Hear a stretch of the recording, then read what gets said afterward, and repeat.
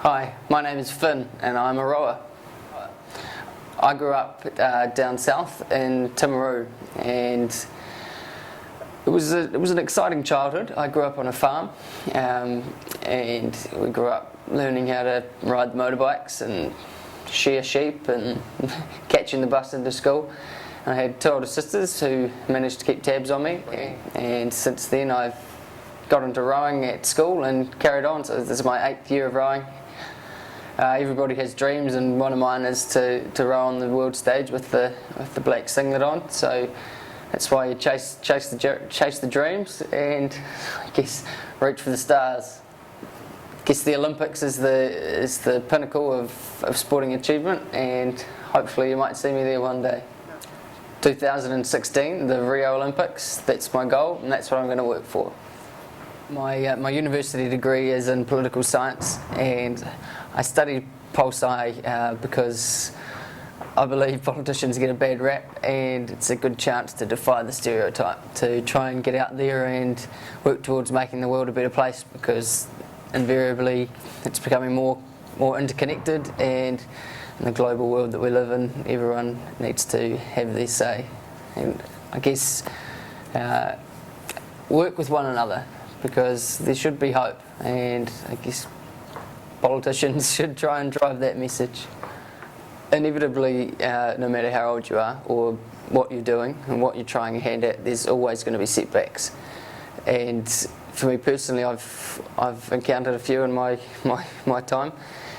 When I was at school, I often got, I guess, second guessed by a number of people, and they'd say, well, you don't measure up to what we perceive to be a fast rower or a top sportsman. I mean, you're not as tall as Mahi Drysdale, or you don't look as fast as Eric Murray. But I think the thing about comments like that is they should really only add fuel to your fire.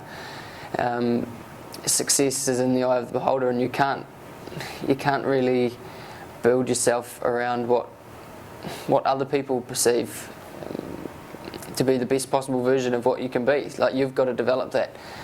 And when you become happy with what you're doing and what you're working at and working towards, I think that's when you start to enjoy what you're doing. When people tell me that I'm not fast enough or not good enough, it does grind your gears, and it does it provides a setback, and it makes it hard for a while, for a period of time. But I think it's working through that. It's like jumping in a puddle of mud and having to work your way out and take off again. And I think when you come out the other side, that's what makes you a better person because of it, because you've learnt from whatever they've said to you, and you don't have to necessarily take it on the chin. You can push through and ignore it and become a better person. The thing about rowing that I really love is the drive it gives you, and the emotion that you get when you're coming down the course, pushing your boat through the water. And it's sort of that final product of what you've been working towards for. It doesn't necessarily have to be rowing. It could be anything. You could be writing a story and spending weeks pondering over what's going to work and what's frustrating you, and I guess just getting it out. And it's the same with rowing. You could spend hours in the gym, and you can be slogging it out at 6 o'clock in the morning, but it's not until you start to see the horizon, and as you realise you're getting closer with every little bit of work that you do, it makes all that effort really worth it.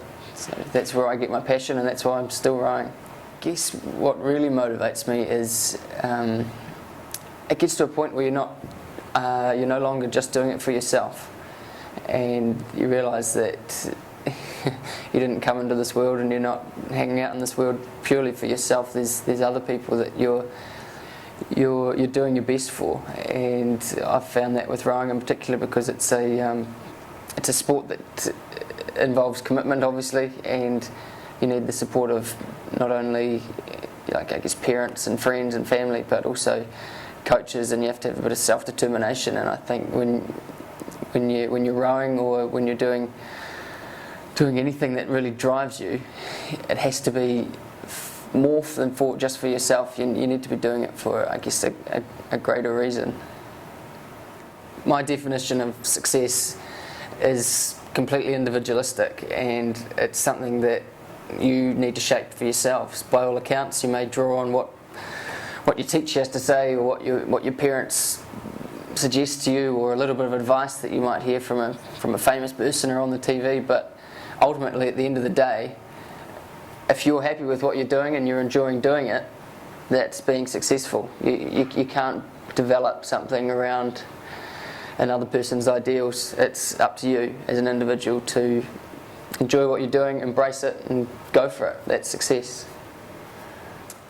I think everybody needs mentors and role models, and the schoolyard is the perfect place to get them, because the accessibility to your peers and to mentors that can be the same age as you or older, whatever it may be, is fantastic. And at school I was lucky enough to have a rowing coach that really inspired me from an early age, and has sort of stoked the fire, and I guess is part of the reason that I'm still rowing 3 or 4 years out of school.